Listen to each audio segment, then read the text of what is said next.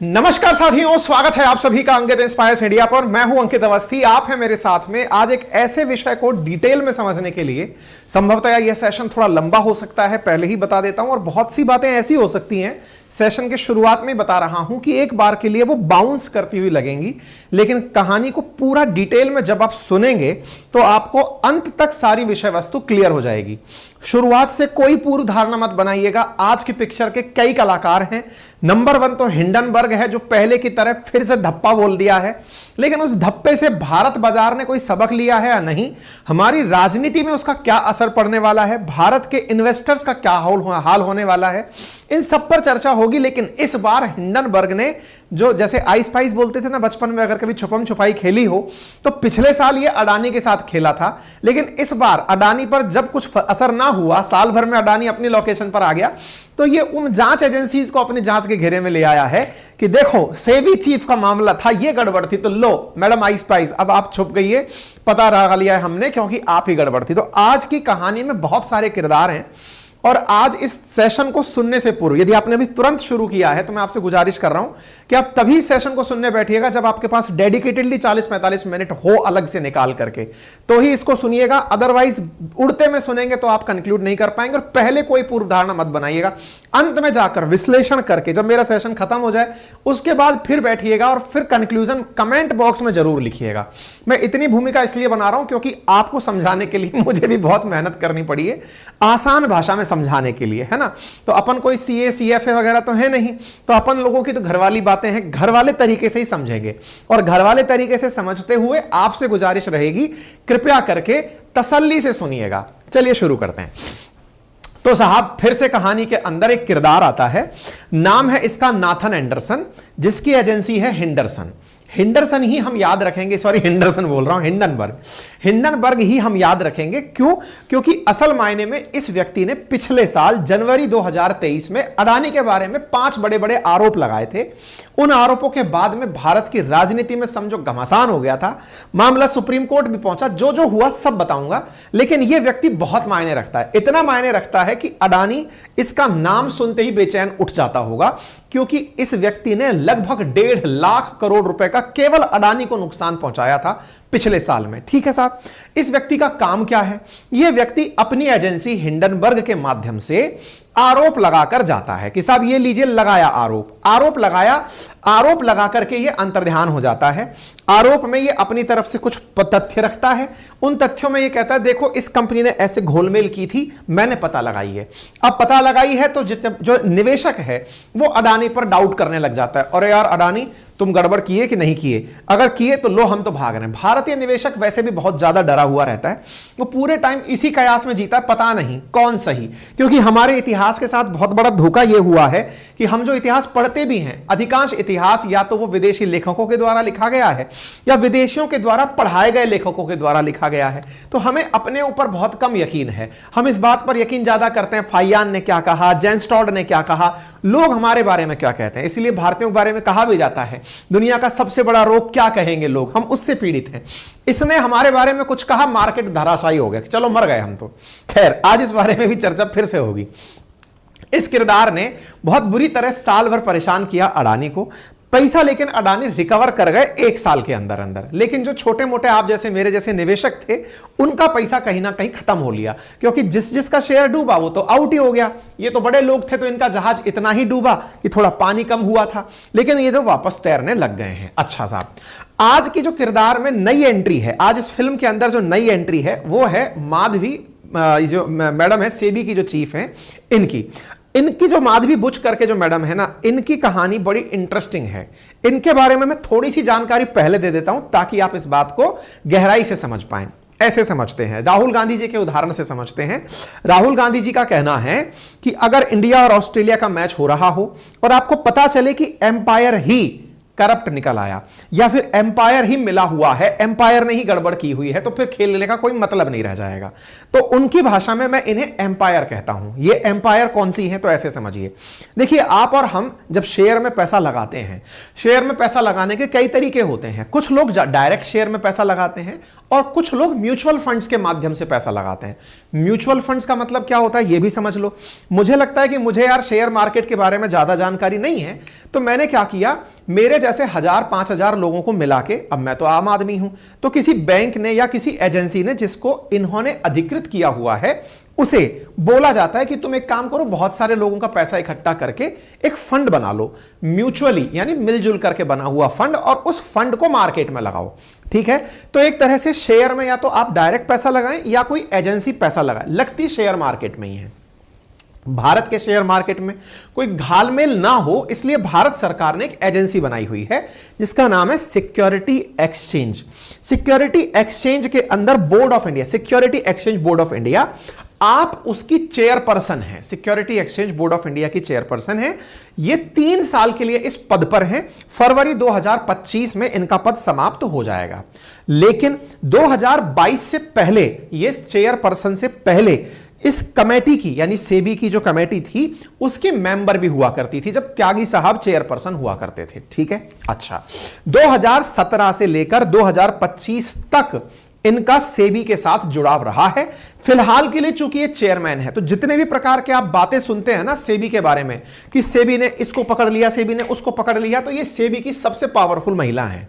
भारत में share market वालों को जिसके नाम से नींद उड़ती दिखती है वो ये है।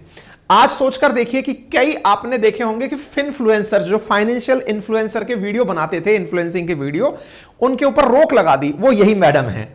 ये वही मैडम है जो आपको आए दिन कहती है कि पेनी स्टॉक में पैसा मत लगाओ।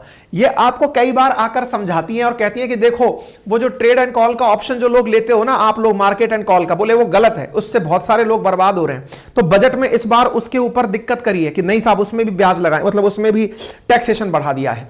यानी कि कैसे हमारा शेयर मार्केट रॉक स्टडी खड़ा रहे, उसके लिए ये बहुत ही मतलब जिम्मेदार महिला है। अब आप पूछेंगे इनकी काबिलियत क्या है कि ये जिम्मेदार हैं। काबिलियत ये है कि अपने दिल्ली के सबसे प्रतिष्ठित कॉलेज सेंट स्टीफेंस कॉलेज से तो ये पढ़ी हैं ग्रेजुएशन। इसके बाद इन्होंने आईआईएम अहमदाबाद से करा है एमबीए। उसके बाद ये लंदन में जाकर बनी प्रोफेसर, और उसके बाद से इन्होंने दुनिया भर की देश की कंपनियों में नौकरियां की। जैसे अपने पहले एक बार यदि याद हो तो रघुराम राजन साहब थे ना, जो विदेश से पढ़कर आए थे, आरबीआई के गवर्नर बन गए थे। ऐसे ही ये दुनिया भर में जगह जाकर के पढ़ के आई हैं, और बढ़िया पढ़ के, पढ़ा करके, बढ़िया जगह नौकरी करके, और लंबे समय तक फिर ये सिंगापुर में 2011 से 17 तक इन्होंने नौकरी करी। जब इतनी टैलेंटेड थी तब जाकर के, और इनको बहुत तगड़ा मार्केट का नॉलेज था।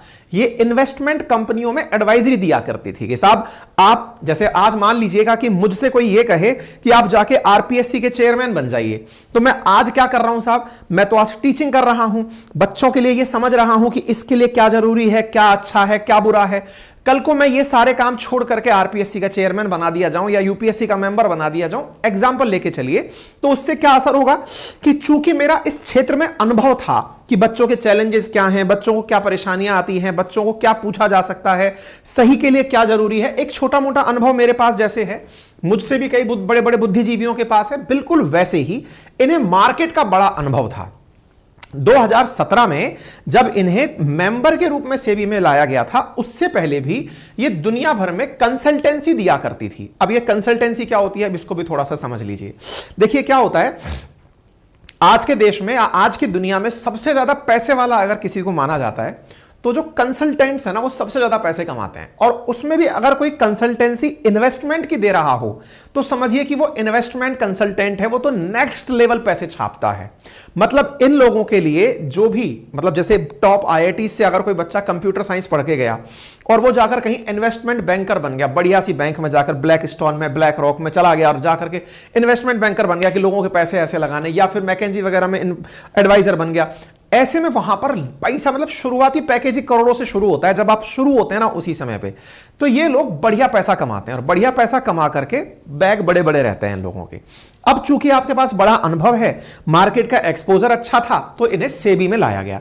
बड़ा सवाल, जब इन्हें सेबी में लाया गया तो क्या सेबी में लाने से पहले किसी को यह नहीं पता था क्या कि इनको मार्केट के बारे में सब पता है?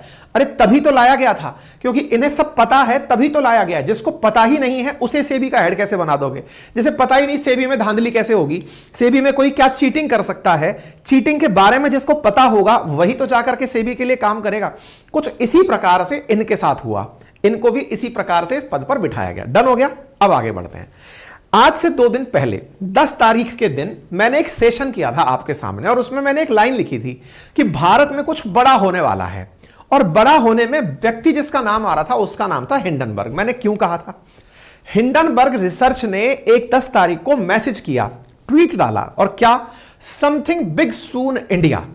भाई जैसे ही इस बिग सून इंडिया की न्यूज बाहर आई, लोगों के दिमाग में कयास लगने शुरू हुए कि जैसे पहले अडानी का नंबर आया था, इस बार अंबानी का नंबर आने वाला है। और कयास सारे एकदम टाइट, क्योंकि अंबानी ने 4-5 हजार करोड़ रुपए खर्च किए हैं शादी पे, तो डेफिनेटली इस बार ये अंबानी का नुकसान पहुंचाने आ रहा है। अब आप पूछेंगे इसको सुख क्या मिलता है लोगों को बर्बाद करके?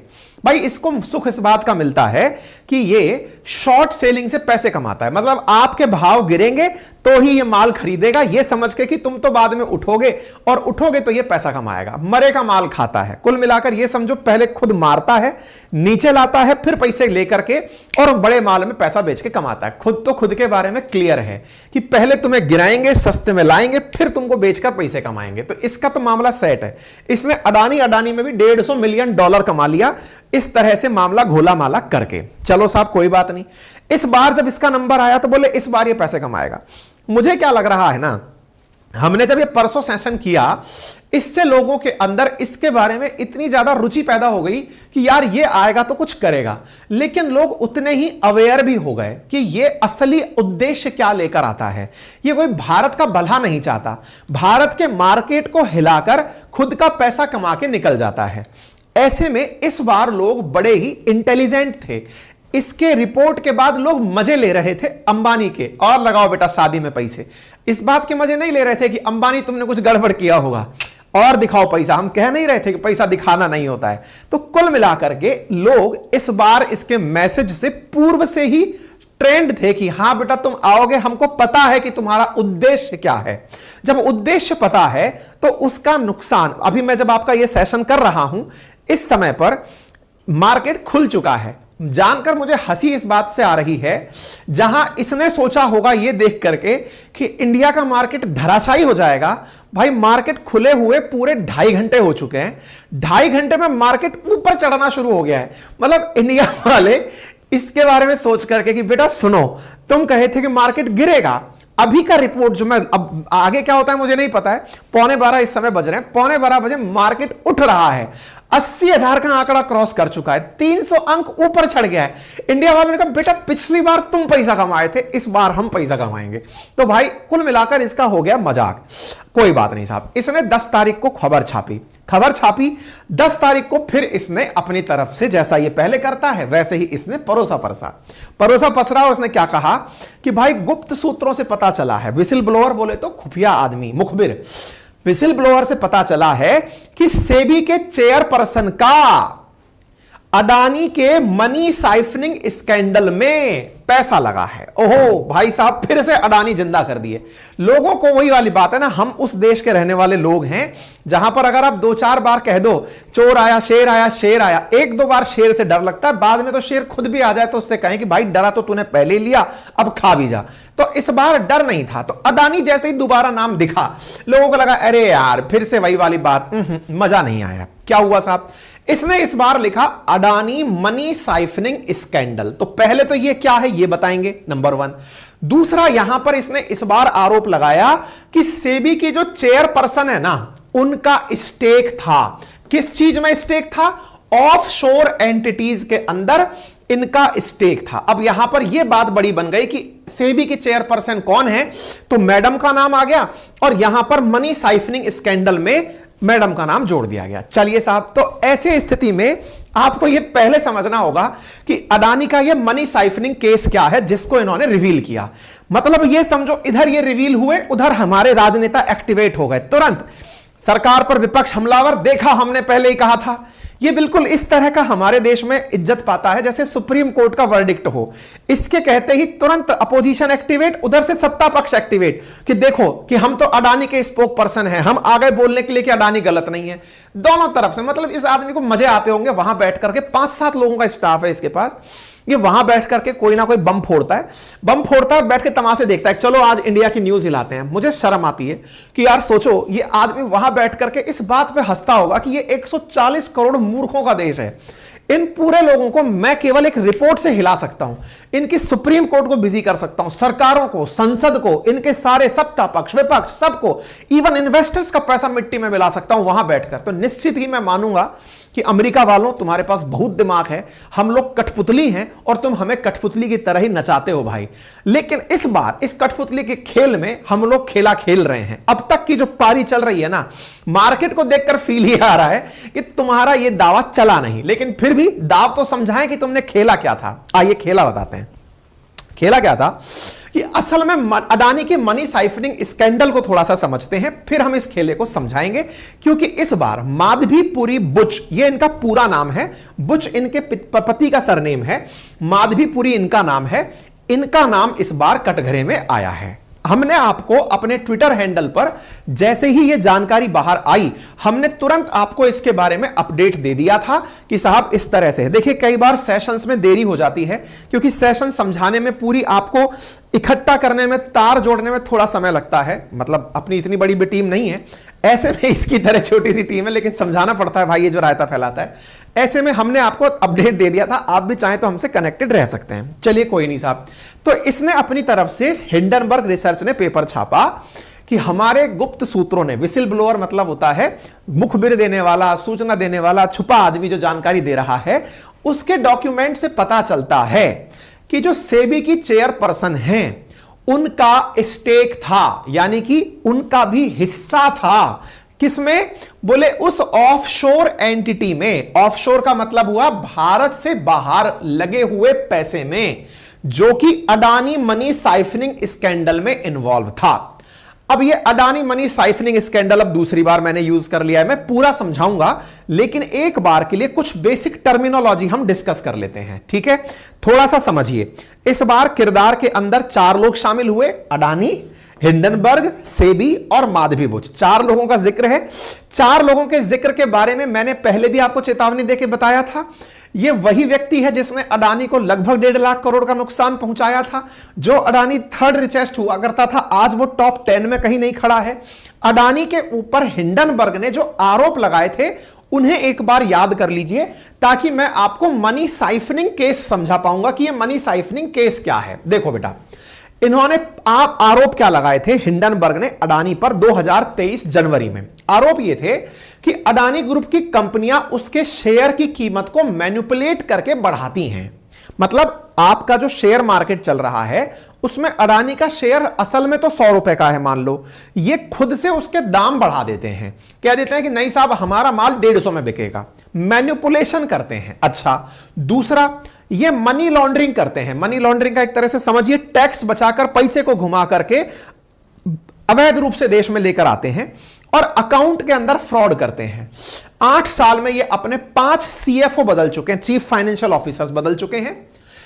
ग्रुप कंपनियों के अंदर 85% तक इन्होंने रॉकेट की वैल्यू बढ़ा रखी है अपने शेयर्स की।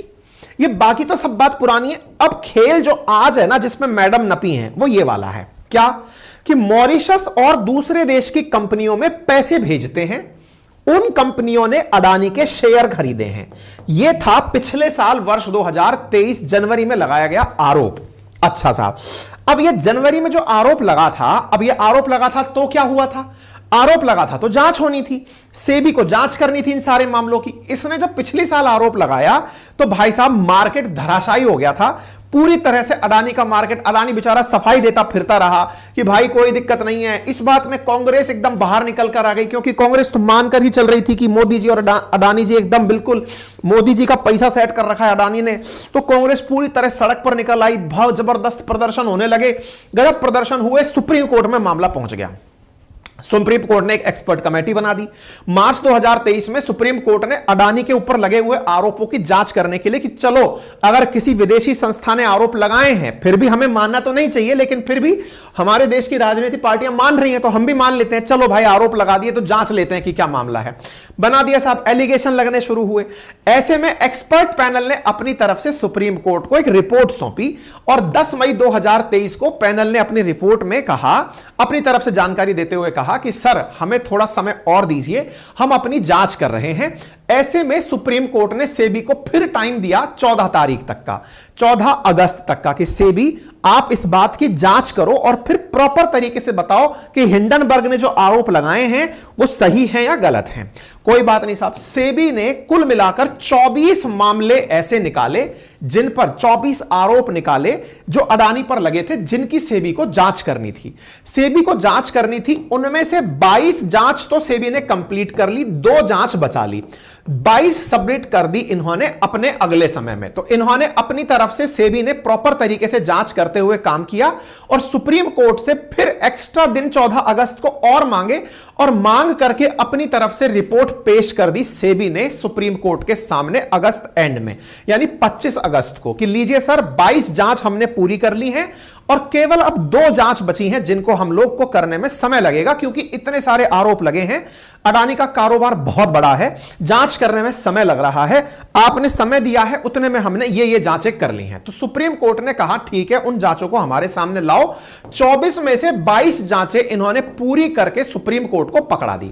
सुप्रीम कोर्ट ने अपना फैसला रिजर्व करके रख लिया अडानी हिंडनबर्ग केस में 24 अप्रैल 2023 को, कि ठीक है हमने सारी बातें सुन ली, इन 22 मामलों में अगर हमें फैसला देना हो तो सुप्रीम कोर्ट ने सेबी के कहने पर अडानी को क्लीन चिट दे दी और कहा कोई जरूरत नहीं है स्पेशल इन्वेस्टिगेशन टीम बिठाने की, क्योंकि अल्टीमेटली सेबी ने सारी चीजें जांच कर ली हैं और जांच रिपोर्ट हमारे सामने पेश कर दी है। जब हमारे सामने सारी चीजें हैं, दूध का दूध पानी का पानी, जब सब हमारे सामने है, तो सीजेआई चंद्रचूड़ साहब और अन्य 2 जजेस की बेंच ने इन्हें क्लीन चिट देते हुए भेज दिया कि ठीक है साहब, अब बचे थे केवल 2 मामले जिनके ऊपर और जांच होनी थी। लेकिन इस बीच में सुप्रीम कोर्ट ने सेबी को एक लाइन बोली और कहा कि देखो, एक आदमी वहां, जैसे आप और हम बात कर रहे हैं ना, कि वहां बैठा आदमी हमको हिला के चला गया। सुप्रीम कोर्ट ने सेबी से कहा कि अगर हिंडनबर्ग ने भारतीय कानूनों का उल्लंघन किया है, उसकी रिपोर्ट की वजह से मामला फैला ना, तो उसकी रिपोर्ट से अगर कोई दिक्कत हमारे इन्वेस्टर्स को हुई है तो अब उसकी भी जांच करो। मतलब सुप्रीम कोर्ट के सामने यह बात जब निकल कर आई कि जब सारा मामला क्लियर है, 24 में से 22 मामले के ऊपर जांच आ गई थी, 2 मामले बचे थे, 2 मामलों की सुनवाई में सेबी को टाइम लग रहा था। सुप्रीम कोर्ट ने इस बीच में सेबी को कहा कि देखो आपने ये जांच कर ली, अब अगर आपको लगता है कि इनकी वजह से हमारे इन्वेस्टर का पैसा बर्बाद हुआ है तो एक काम करो, इसको भी नापो, इसको भी भेजो, बुलाओ आकर के, इससे भी पूछेंगे कि क्या चल रहा है। सेबी ने कहा जी जैसी सर आपकी जो आज्ञा हम वही करेंगे। हमने जनवरी में आपको इस बारे में भी प्रॉपर अपडेट दिया था और कहा था कि एसआईटी के पास भेजने की कोई जरूरत नहीं है।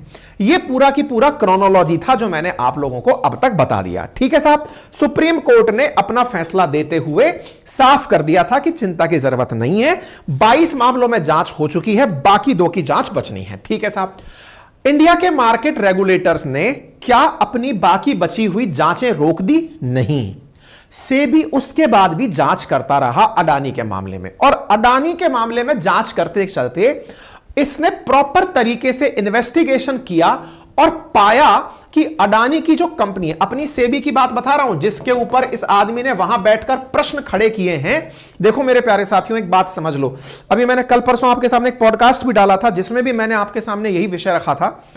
जब तक भारत का लोकतंत्र संसद में बैठे सांसदों के आधार पर तो है, लेकिन यकीन मानिए कि वो सांसदों के कहे हुए किसी भी कार्य को एग्जीक्यूट करने वाली जो एग्जीक्यूटिव है ना, उस पर भी आपका यकीन होना बहुत जरूरी है।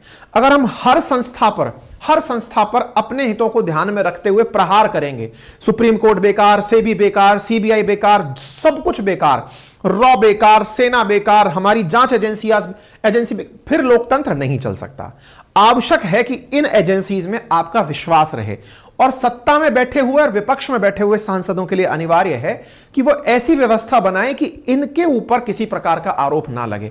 जब यूपीएससी की जब बात आई थी ना कि यूपीएससी की उस पर साख पर प्रश्न उठे थे, तो आप सोचकर देखो कितने लोगों का दिल टूटा होगा जो पढ़ाई कर रहे थे, कितने सारे लोगों का। ऐसे ही सेबी की साख पर सवाल उठा दिया तो हमारा मार्केट कैसे ग्रो करेगा, तमाम चीजें हैं। तो ऐसे में आवश्यकता है संसद में बैठे हुए उन सांसदों की कि इन एजेंसीज पर प्रश्न उठे तो आप कुछ ऐसी व्यवस्था बनाएं कि ये और साफ हो जाए, नीट एंड क्लीन रहें।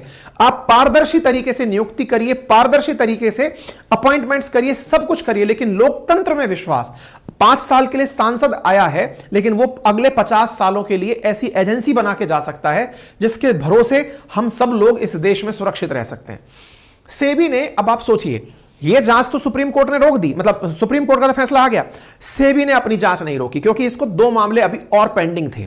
सेबी उस पर जांच करती रही, सेबी जांच करती रही।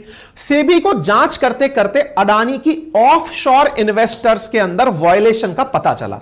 यह खबर कब की है? 23 अप्रैल 2024 की। अब यह ऑफशोर क्या होता है पहले यह समझो, और इस पर मैंने सेशन भी किया है। Adani group faces SEBI scrutiny, show cause notice, और इस बात के लिए अडानी को सेबी ने 6 मामलों में कारण बताओ नोटिस भेजा। इधर देख लो, 6 Adani group companies receive show cause notice, मई 3, 2023 की कटिंग। और ये देखो 3 मई को ही मैंने बातें बाजार की पर आपके सामने ये सेशन किया था कि हिंडनबर्ग विवाद के बाद सेबी ने अडानी ग्रुप की 6 कंपनियों को कारण बताओ नोटिस भेजा। मतलब जांच तो तब तक नहीं रुकी थी, मतलब सेबी उस पॉइंट तक पहुंच गई थी कि ये ऑफशोर वाला मामला क्या है, अब इसको निकालते हैं। अब ये ऑफशोर क्या, मैं थोड़ा सा समझा देता हूं।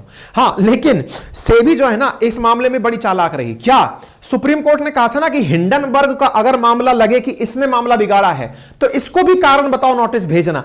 तो सेबी ने क्या किया, हिंडनबर्ग के पास भी वो भेज दिया, सो कॉज नोटिस भेज दिया। और क्या कहा कि बेटा सुनो, तुमको जब हमारा मार्केट बर्बाद करना था ना, उसको बर्बाद करने से 2 महीने पहले भी तुमने अपने, मतलब हमारे यहां पे जनवरी में तुमने बम फोड़ा है, तुम 2 महीने पहले ही किसी अन्य कंपनी को तुम्हारी रिपोर्ट दे चुके थे, इसकी जानकारी हमारे पास है। मतलब विदेशों में बैठी हुई बाहर की कंपनियां भारत का मार्केट टूटेगा इस विषय के ऊपर बैठकर तैयारियां कर रही थी, और तुम लोग इस बारे में, इस रिपोर्ट को तुम पहले ही डिस्क्लोज करके किसी और को दे चुके थे मुनाफा कमाने के लिए।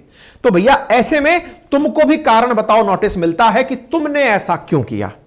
इधर हिंडनबर्ग को लगा कि कहीं ऐसा ना हो कि भारत में हमेशा के लिए बैन हो जाएं, और चूंकि सेबी इस समय जांच करते करते अडानी के ऑफशोर बिजनेसेस पर भी पहुंच गई है, ऐसे में समय को देखते देखते इसको कारण बताओ नोटिस दिया कि बेटा तुम इधर आओ, चोर तो तुम भी हो, तुमने जो कहा हमने जांच कर लिया, कुछ गड़बड़ नहीं निकली, लेकिन तुमने मार्केट तोड़ने से 2 महीने पहले ही किसी और को यह रिपोर्ट दे दी थी, तुम इधर आओ पहले। भाई इसकी लग गई कि यार अपने दिक्कत हो जाएगी। अब क्या था, ऐसे में साहब इसने नाम उठा करके डाल दिया मैडम का, जांच करने वाली एजेंसी का, कि अडानी मनी साइफनिंग स्कैंडल में मैडम खुद इन्वॉल्व थी, इसलिए मैडम ने अब तक जांच नहीं की। अरे नालायक प्राणी, जब सुप्रीम कोर्ट ने सेबी को इतने सारे मामलों की जांच करने का टास्क दिया, जो तूने आरोप लगाए, मई में सुप्रीम कोर्ट में पहुंचे, अप्रैल, मई, जून, जुलाई, अगस्त, 2.5 महीने में वो 22 मामलों की जांच करके सौंप दिए, और पब्लिकली बोल करके कि हम औरों की जांच कर रहे हैं, और जांच दबाई नहीं है, बकायदा उस पर प्रॉपर तरीके से कारण बताओ नोटिस भेजे हैं कि आजा बता भाई अडानी कहां चल रहा है तेरा मामला। और तू यहां पे क्या दिखा रहा है, जांच इसलिए नहीं की क्योंकि मैडम के पैसे लगे थे। अभी दिखाते हैं, तेरे आरोप भी दिखाएंगे, और तूने अडानी के ऊपर जो लाइन बोली, अडानी का बचाव नहीं कर रहे हैं, एजेंसी की कहानी है यहां पे। सेबी की साख पर अगर सवाल उठाया गया है तो सेबी के भरोसे न जाने कितने इन्वेस्टर्स का भी विश्वास डगमगाएगा। इसलिए आवश्यक है कि आपको यह विषय वस्तु अच्छे से समझ में आए। अब आगे सुनो साहब, मैं बार बार कह रहा हूं ऑफशोर क्या होता है, मनी साइफनिंग क्या होता है, सब बातें बताऊंगा, लेकिन एक एक करके पहले आसान भाषा में कुछ बातें समझो।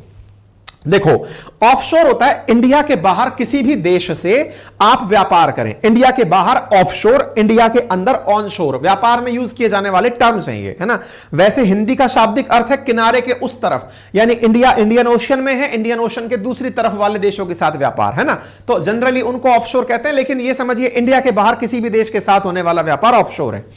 ऑन शोर मतलब अपने तट पर, यानी अपने देश में। पहला तो ये हो गया। अब ये मनी साइफरिंग केस क्या है इसको भी समझा देता हूं ताकि आपको ये वाली लाइन समझ में आ जाएगी, क्योंकि इसके ऊपर एक बवाल कटा। क्या कटा कि 18 महीने बीत गए साहब अडानी के ऊपर रिपोर्ट को आए। एक सरप्राइजिंग बात, अब ये हिंडनबर्ग रिसर्च की लिखी हुई लाइन है, इसको पढ़िएगा। क्या है? 18 महीने बीत गए अडानी की रिपोर्ट पर, सेबी ने अपनी तरफ से कोई भी इंटरेस्ट ही शो नहीं किया। बोले किस बात पर? कि हमने अडानी पर एक एलिगेशन लगाया था कि वो मॉरिशस और ऑफशोर सेल कंपनीज के साथ व्यापार करता है। इसके ऊपर सेबी ने कोई इंटरेस्ट नहीं दिखाया। मैं आपको कंफर्म करा दे रहा हूं, इसके आरोप निराधार हैं। और ये आरोप निराधार हैं, ये मैं इसीलिए बता रहा हूं, आपके सामने 3 मई की कटिंग है ये, कि सेबी ने प्रॉपर तरीके से ऑफशोर कंपनीज के मामले में ही, देखिए, firm has receive show cause notice from security exchange board of India, violation of related party transaction, non compliance listing rule, validity of auditor certificates, these companies set regulatory firm in stock exchange. बाकायदा अडानी की 6 companies के ऊपर proper तरीके से disclosure rules के तहत की investment limit, और देखिए ऑफशोर फंड्स के ऊपर इन्होंने बकायदा, ये सेबी की कटिंग है ऑफशोर इन्वेस्टमेंट के ऊपर। तो पहली लाइन में ही ये झूठा सिद्ध हो गया। पहली लाइन क्या लिखा था ये आदमी? पहली लाइन लिखा था, ये हिंडनबर्ग रिसर्च का वो है, कटिंग है, जरा ध्यान से पढ़िएगा। क्या लिखा है इसने? 18 महीने बीत गए लेकिन सेबी ने इस मामले में कोई इंटरेस्ट नहीं दिखाया। इंटरेस्ट नहीं दिखाया, मैंने दिखा दिया, दा हिंदू की कटिंग दिखा दी, सब दिखा दी। सेबी ने 6 शोकॉज नोटिस अडानी को भेजे हुए हैं और उसकी जांच अभी तक सबमिट नहीं हुई है, होने वाली है। और यह जांच को प्रभावित कर रहा है क्योंकि इसको पता है कि यह कहीं ना कहीं खुद फंसेगा।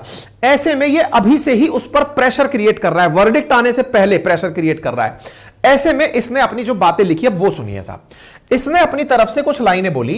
It has been nearly 18 month, ये हो गया। अब यहां पर सुनिए, largest con in corporate history, our report exposes a web of offshore, primarily Mauritius-based shell entities used for suspected billions of dollars undisclosed related party transaction, undisclosed investment and stock manipulation. Since then, despite the evidence, along with over 40 independent media investigation and corroboration, expanding on our original work, Indian Security Regulatory Framework यानी SEBI has taken no public action against Adani Group. अच्छा, अब ये किस बारे में बात कर रहा है, मैं आपको लेकर चलता हूं उस तरफ से। देखो क्या होता है साहब, अब यहीं पर सारा खेला है जो आपको समझना है। अपन अडानी को कोई क्लीन चिट नहीं दे रहे, अपन इस मामले को समझा रहे हैं कि असली गुनहगार कौन है। आप पहले से इस कहानी में किरदार मत डिसाइड कर लीजिएगा कि ये कल्प्रिट है, नहीं। हो सकता है थोड़ी देर बाद आपको सेबी चीफ लगने लगे, हो सकता है थोड़ी देर में अडानी लगने लगे, हो सकता है हिंडनबर्ग लगने लगे। आराम से सुनते चलिएगा, आप कहानी को समझिएगा और अंत में जो अच्छा समझदार व्यक्ति का मुझे जवाब लगेगा उस पर मैं रिप्लाई करूंगा कमेंट बॉक्स के अंदर, ये गारंटी दे रहा हूं आप। लेकिन इस बात को ध्यान से सुनिएगा, ये पूरी स्टोरी चल रही है। अब इस स्टोरी में बीच में एक छोटा सा विराम लेते हैं अपन। इस विराम के लिए मैं आपको एक कहानी समझाता हूं, समझो। देखो, आज अपने देश में क्या दिक्कत है ना, जैसे मैं आपसे कहता हूं कि भाई अगर आपको कोर्सेज पढ़ने हैं तो मेरे कोर्सेज अवेलेबल हैं। ध्यान से सुनना, मान लो मैंने आपको एक कोर्स बेचा 2000 रुपए का कि साहब ये लो मेरा 2000 रुपए का कोर्स है, खरीद लो। 2000 रुपए के कोर्स पर जब मुझे 2000 रुपए प्राप्त होते हैं तो भारत सरकार आंखें गड़ा के बैठती है, और आंखें गड़ा के बैठती है, कहती है कि साहब 18% तो मुझे इस पर जीएसटी दे दो। यानी कि मेरे पास जो पैसा आया था ना, इसको क्यों समझना जरूरी है, ताकि आप इस पूरी कहानी के अंदर असली कल्प्रिट को पकड़ सकें। और वहां तक अगर आप पहुंच गए तो फिर मेरी तरफ से रिप्लाई भी होगा और हो सकता है कोई बढ़िया हम उसको कुछ इनाम भी भेजें। अब देखो भाई, 360 रुपए सरकार निकाल कर ले गई कि साहब ये तो पैसे अपने हुए, बाकी बचा जो पैसा हुआ वो अपन ने अपने पास रख लिया। अच्छा, अब हमको लगा हम तो मालामाल हो गए, ये 1640 रुपए मेरे हो गए। नहीं साहब, अब हमने अपने सारे खर्चे इसमें दिखाए। क्या दिखाए कि साहब मास्टरों को इतना पैसा दिया, बिजली पर इतना खर्चा हुआ, हमने अपने किराए पर इतना खर्च किया, हमने आगे निवेश पर इतना खर्चा किया। बाद में पता चलता है कि हमने एक छोटा सा अमाउंट निकाल कर दिखा दिया कि साहब 500 रुपए ही प्रॉफिट हुआ था मेरे को। तो अब भारत सरकार कह रही 500 प्रॉफिट हुआ ना, बोले हाँ हुआ, तो चल अब मुझे इनकम टैक्स दे, क्योंकि तूने जो खर्चे कर दिए अब मुझको टैक्स चाहिए। तूने जो कमाया उसमें से टैक्स दे। अगर ये कमाते कमाते तू 30% स्लैब में पहुंच गया है तो इसमें से 150 रुपया और दे। 150 रुपया सरकार ले गई, इधर 150 ले गई, इधर इतने ले गई, कुल मिलाकर के 510 रुपए तो सरकार लेके साइड में हो गई।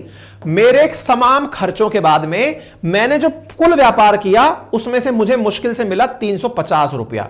ये पूरा की पूरा सरकार उठा के ले गई। अब मैंने मेरा उदाहरण क्यों दिया उसको समझते हैं अपन। अब देखो अडानी का केस यहीं पर शिफ्ट कर देते हैं। ये अडानी का ही 2000 रुपए का कोर्स था। अडानी से पहले सरकार ने वसूला टैक्स वसूल के जो बाकी जीएसटी वसूला, ये तो जीएसटी हो गया, जीएसटी वसूल लिया। उसके बाद में जो उसके पास जीएसटी हटा करके धन पहुंचा, उस धन पर उस आदमी ने समझदारी करके यह सोचा कि यार ये जो पैसा है ना, जो 500 रुपए बचता है, इस 500 पर से ये लोग मुझसे टैक्स वसूल ले जाएंगे। जितने बड़ी स्लैब में मैं आऊंगा कॉर्पोरेट टैक्स ले जाएंगे, क्योंकि मेरी तो कंपनी कॉर्पोरेट है, तो ये टैक्स ले जाएंगे। तो ऐसे में ये लोग क्या करते हैं, अपने यहां पर खर्चे बढ़े हुए दिखा देते हैं। खर्चे बढ़े हुए दिखा देते हैं से मतलब यहीं पर सबसे ज्यादा फ्रॉड होता है। जो सीए लोग खेला खिलवाते हैं ना कंपनी से, वो क्या खिलवाते हैं कि यार तुमने ना कितने का खरीदा था, कागज कितने का खरीदा था?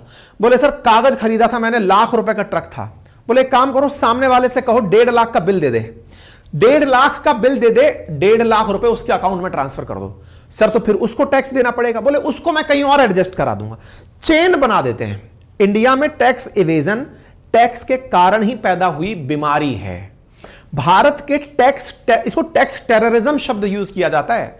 भारत सरकार के द्वारा जो टैक्स लगाए जाते हैं, इससे आज हमारे देश में सीए की जो सबसे ज्यादा वैल्यू है। विदेशों में सीए को इतना ज्यादा ट्रीट क्यों नहीं किया जा रहा है? दुबई वगैरह में सीए को इतना ठीक है, बोले यार टैक्स ही नहीं है तो आप बचाओगे क्या? आप ठीक है बिलिंग अच्छे से कर लो, दुनिया के साथ व्यापार सिखा दो हमें। कुल मिलाकर के यहां बड़ा खेल क्या होता है कि टैक्स कैसे बचाएं। हर आदमी, चाहे वो 1,50,000 रुपए महीना कमा रहा है, वहां से लेकर चाहे अरबों रुपए कमा रहा है, उसका दिमाग चल रहा है सरकार से टैक्स कैसे बचाना है, सरकार से टैक्स कैसे बचाना है। हर आदमी टैक्स बचाना चाहता है। क्यों?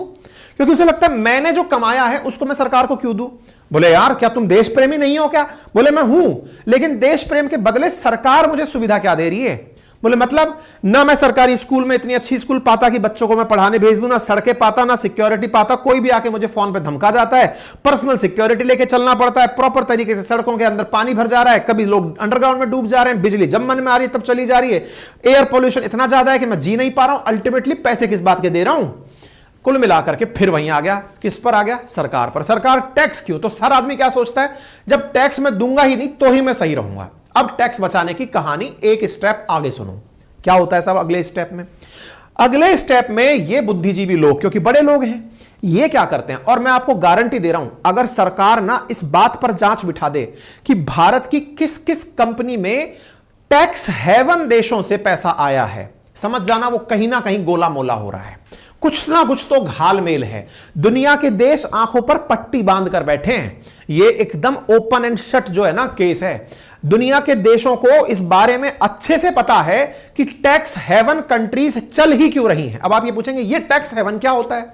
मेरे प्यारे साथियों, भारत के आसपास और दुनिया में बहुत से ऐसे छोटे छोटे आइलैंड कंट्रीज बन गए, जिन कंट्रीज की इकोनॉमी चल इस बात पे रही है कि दूसरे देश वहां आकर अपना बैंक अकाउंट खोलते हैं, अपनी कंपनी रजिस्टर कराते हैं और फिर वहां से दूसरे देशों में इन्वेस्टर बन के जाते हैं। आसान भाषा में ऐसे समझो, आज भारत के पड़ोस में एक देश है जिसका नाम है मॉरिशस।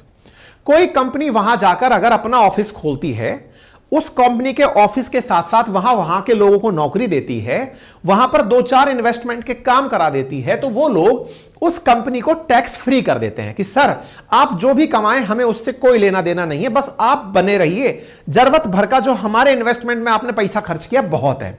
टैक्स हेवन है ऐसे देश, यानी आपने जो कमाया कुछ मत दो, आप तो बस पैसा बनाए रखो। आप पूछेंगे ऐसा भी होता है क्या? ऐसा ही होता है। मॉरिशस हुआ, बरमूडा हुआ, साइप्रस हुआ, सिंगापुर हुआ, दुबई हुआ, ये टैक्स हेवन कंट्रीज कहलाती हैं।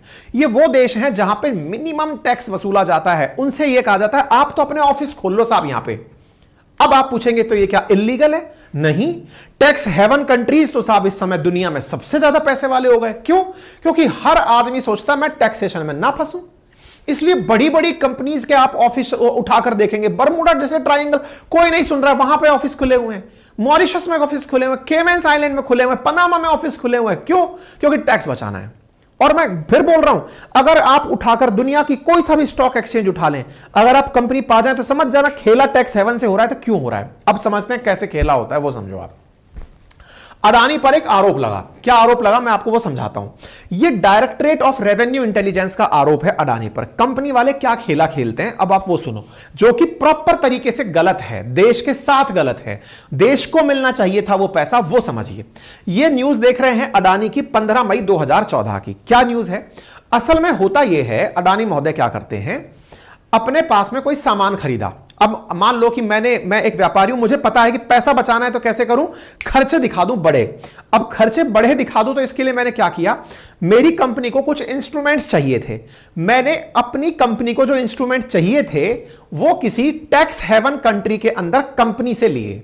टैक्स हेवन कंपनी के पास कहां से आए, वो तो छोटू मोटू सा देश है, उसके पास इतने इंस्ट्रूमेंट कहां से आ गए, इसका तरीका रखा। अब देखो समझो, ये था इंडिया, इंडिया में बैठा था अडानी, यहां बैठा था मॉरिशस के अंदर, मॉरिशस में बैठा हुआ है कोई दूसरी कंपनी, ये रहा चाइना। अब क्या हुआ, चाइना से मुझे खरीदने थे कुछ इंस्ट्रूमेंट्स, जैसे मान लो कि इनको पावर का काम करते हैं, अडानी पावर्स का कुछ काम है, ट्रांसफार्मर है, तार है, जो भी है आप समझिए आपकी आसान भाषा में। मैं यहां से खरीद रहा था तो मुझे बड़े सस्ते पड़ रहे थे। कितने के पड़ रहे थे साहब, मान लो 20 रुपए प्रति नग के हिसाब से कोई सामान मिल रहा था मुझे। मैंने दिमाग लगाया कि यार चाइना को 20 रुपए दूंगा, इससे तो मेरे को फायदा ही नहीं हुआ, मेरा बिल ही बड़ा नहीं बना। तो बड़ा बिल बनाने के लिए क्या करूं, बड़ा बिल बनाने के लिए चाइना से पहले मैंने मॉरिशस को सामान बेचा। मतलब समझना, अडानी का कोई आदमी गया चाइना से सामान खरीदा, चाइना से सामान खरीद करके उसने किसको दे दिया, मॉरिशस को दे दिया। मॉरिशस के अंदर कोई कंपनी बनी हुई थी जिसने इस सामान को खरीद लिया 20 रुपए के सामान को, और यहां पर उसने अपने यहां पर सामान को दिखा दिया कि मैं तो इसे 120 रुपए में बेचूंगा। ये यहां से इसको बेच दिया 120 रुपए में। मतलब अब समझो 20 रुपए में इधर, 120 रुपए में इधर। अब सोचो कि अडानी की ही ये वाली कंपनी थी, खेला समझना कैसे खेला जाता है। अडानी ने अपनी कंपनी मॉरिशस में बनाई हुई थी, अडानी का कोई आदमी था, अडानी का कोई भाई था, अडानी का कोई कर्मचारी था, उसने यहां पे कंपनी खोल रखी थी, उसने 120 में बेची। अब आप पूछेंगे अडानी से, तुम ये 20 वाला माल क्यों नहीं खरीदे, 120 का क्यों खरीदे? बोले सर मेरी मर्जी, आप मुझे ये थोड़ी कह सकते हो कंपनी कैसे चलानी, मेरी मर्जी। बोले अच्छा, 120 में खरीद के क्या फायदा हुआ, अडानी ने अपने मुनाफे में से, वो अभी मैं आपको बता रहा था ना, मुनाफे में से खर्चा कहां दिखा दिया, एक्सपोर्ट में दिखा दिया। अरे गूगल का केस भी तो यही था, गूगल वाले भी तो ऐसे पैसा लेके जाते हैं भारत से निकाल के बाहर। हर देश, हमारे देश से पैसा कंपनियां ऐसे निकाल के ले जाती हैं घाटे में और दिखाती हैं। वोडाफोन भी यही करता था, अडानी ने भी यही किया। ये क्या करते हैं, कोई भी कंपनी ये क्या करते हैं, बड़े बिल पे दिखा दिया इसको, कुल मिलाकर था कितने का माल, 20 का, यहां कितने पहुंचा दिए, 120। प्रॉफिट कितने का कमा लिया, 100 रुपए का। किसने कमा लिया प्रॉफिट, मॉरिशस वाली कंपनी ने। अरे नालायक, मॉरिशस वाली कंपनी तो थी ही अडानी, तो फिर क्या हुआ, बोले जब यही अडानी थी तो ये तो 100 रुपए अडानी के थे, लेकिन दूसरे देश में पहुंच गए और चूना भर टैक्स लगा। अब जब टैक्स लगा ही नहीं तो इस पैसे का क्या करोगे, क्या इस पैसे को उठा करके इसी देश में रखोगे, ना बाबा। तो फिर अब ये पैसा तो आनंद अपने ही देश में देगा, तो अब क्या करें। अब इंडिया को कहते हैं, हम क्या कहते हैं कि इंडियन गवर्नमेंट, क्या आप हमसे एफडीआई चाहते हो, यस। क्या आप हमसे एफआईआई चाहते हो, बोले हां चाहते हैं। क्या फॉरेन डायरेक्ट इन्वेस्टमेंट चाहते हो, जी हां सर बिल्कुल चाहते हैं, क्यों नहीं, विदेश से पैसा कौन मना करेगा, वेरी गुड।